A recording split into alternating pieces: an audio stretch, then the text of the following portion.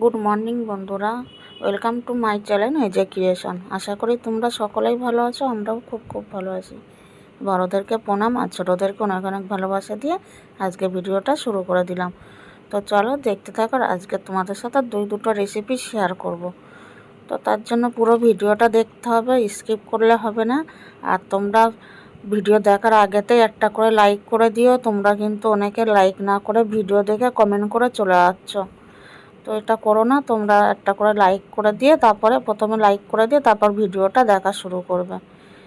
তো চলো দেখা যাক কি আজকে রান্না করছি, সেটাই তোমাদেরকে দেখাবো। আর দেখো, পটল আলু দিয়ে মাছের ঝোল করব, কাতলা মাছ আর চিংড়ি মাছ দিয়ে লাল শাক ভাজা করব। তো সবটাই কেটে কুটে গুছিয়ে রেডি করে নিয়ে আসি। আর এইদিকে কটা চিংড়ি মাছ আছে, এইগুলো ফ্রিজে রাখবো। সবটা দিইনি, চিংড়ি মাছ আর এই 3টে মাছ রেখে দিয়েছি। তো চলো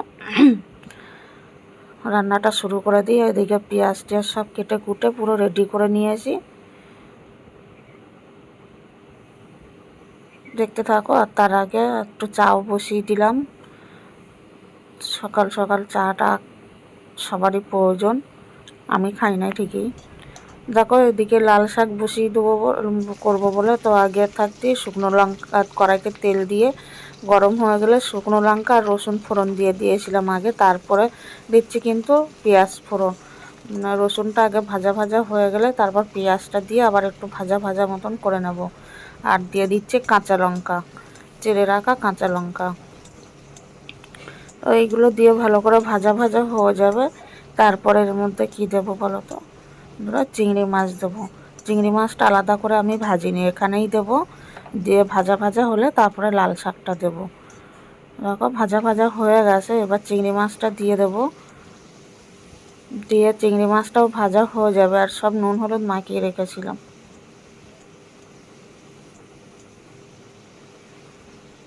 তো ভালো করে ভেজে নেবো কিন্তু। আর এইভাবে করলে না টেস্টটা অন্যরকম লাগে। আর তোমরা যদি ভেজে তুলে রাখো আগে আর তারপরে লাস্টের দিকে দেবে চিংড়ি মাছ, ওটাও খেতে অন্যরকম লাগে। কিন্তু আমার কাছে সবথেকে বেটার এইটাই লাগে, ভালো লাগে খেতে, এর টেস্টটা নষ্ট হয় না। তো দেখো ভাজা ভাজা হয়ে গেছে, হলুদ হলুদ হয়ে গেছে দেখতেই পাচ্ছ। এবারে লাল শাকগুলো দিয়ে দেবো।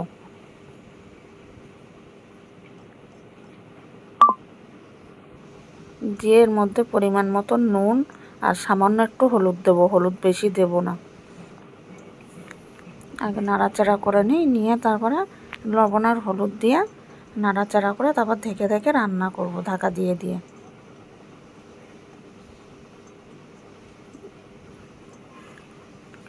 চিংড়ি মাছ তার লাল শাক ভালো করে কিন্তু নাড়িয়ে নিয়ে আসি। নিয়ে এবার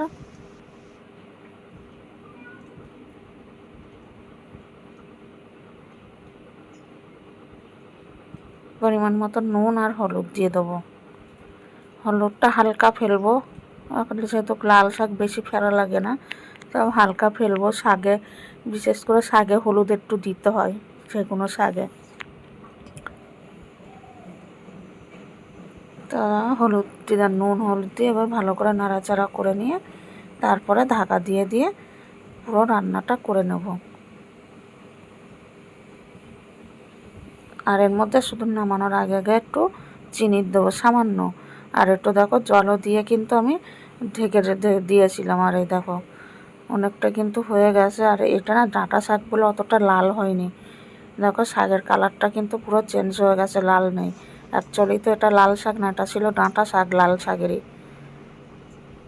এবার দেখো একটু সামান্য চিনি দিয়ে দিলাম, বেশি কিন্তু চিনি দেবো না, হালকা চিনি দিয়ে দিলাম।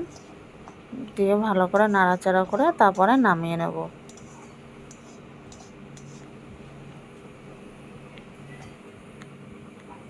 দেখো হয়ে গেছে আমার শাক ভাজাটা পুরো পুরি কমপ্লিট। শাকের জলটাও কিন্তু চলে গেছে, নেই আর। আবার নামিয়ে নেব। দেখো শাক ভাজাও কিন্তু পুরো আমার কমপ্লিট হয়ে গেছে। এবারে পটল দিয়ে আলু দিয়ে আর কাতলা মাছ দিয়ে রান্না করব, সেটাও তোমাদের সাথে একটু শেয়ার করে দেবো।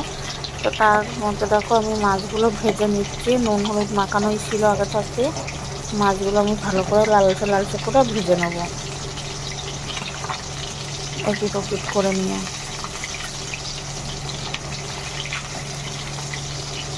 ভালো করে এইভাবে সব মাছগুলো কিন্তু ভেজে নেব, নিয়ে তারপরে ফিরে আসছি। তো দেখো মাছ ভাজা পুরো কমপ্লিট, আর এখানে মাছের আলুটা ভেজে নিচ্ছি, তারপরে পটলগুলো ভেজে নেব, নিয়ে তারপর পুরো রান্নাটা শুরু করে দেবো। দেখো আলু ভাজা পটল ভাজা হয়ে গেছে, এবারে ওই পটল আলু ভাজার তেলেই কিন্তু রান্নাটা করে নেবো। আর আজকে না একটু পেঁয়াজ দিয়ে রান্না করবো, মানে রসুন দেবো না, পেঁয়াজ দেবো, এর মধ্যে শুধু পেঁয়াজ দেবো আর আদা এইসব দেবো। আদা বাটা দিয়ে দিলাম,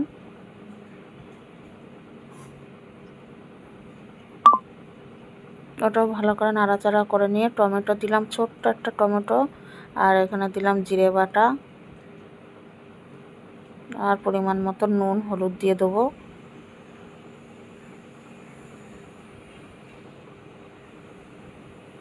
আর বন্ধুরা আমার বাটা শুকনো লঙ্কা বাড়ান্ত হয়ে গেছে, তার জন্য গুঁড়ো লঙ্কার গুঁড়ো একটু দিয়ে দেবো সামান্য।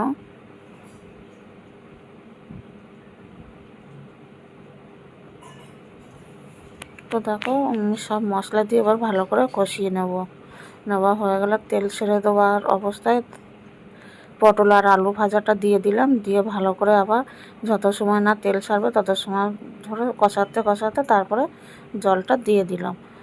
মানে তরকারির সব সময় যত সময় না কষাতে কষাতে তেল না ছাড়বে তত সময় জল দেবে না, তাহলে ভালো লাগবে না। আর তার মধ্যে কিন্তু কাঁচা লঙ্কাও দিয়ে দিয়েছিলাম। আর এবার জলটা দেওয়ার পরে ফুটে ওঠার পরে তারপর মাছগুলো দিয়ে দিলাম, দিয়ে এবার একটু সামান্য গরম মশলা দিয়ে নামিয়ে নেব। আলু সিদ্ধ হয়ে গেছে ভালোভাবে, তরকারি পুরো ফুটে গেছে। আর গরম মশলাও দিয়ে দেবো, পরিমাণ মতন গরম মশলাও দিয়ে দিলাম, দিয়ে এবার ঢাকা দিয়ে তারপরে নামিয়ে নেবো কিছুক্ষণ পরে। দেখো পুরো কমপ্লিট, ঢাকা খুলে দেখি পুরো ফুটে গেছে, ঝোলও ঠিকঠাক আছে। তো বন্ধুরা আজকে দুটো রেসিপি তোমাদের কেমন লাগলো লাইক কমেন্ট করে জানিয়ে দিও। ওই দেখো, আর এবার আমরা খেতেও বসে যাব। লাল শাক ভাজা, পটল আলু, চিংড়ি মাছ, কাতলা মাছ দিয়ে পটল আলুর ঝোল, আর এদিকে ভাত। এবার ভাতও খেয়ে নেবো আমরা, ভাত বেড়ে এদিকে বড়ার জন্য টিফিনেও বসিয়ে দেবো। যে কাঁচা লঙ্কা পেঁয়াজ সাথে, আর যে ওকে খেতে দিয়ে দিলাম। তো চলো সবাই ভালো থাকবে, সুস্থ থাকবে, আজকের মতন টাটা, দেখবো নেক্সট ভিডিও।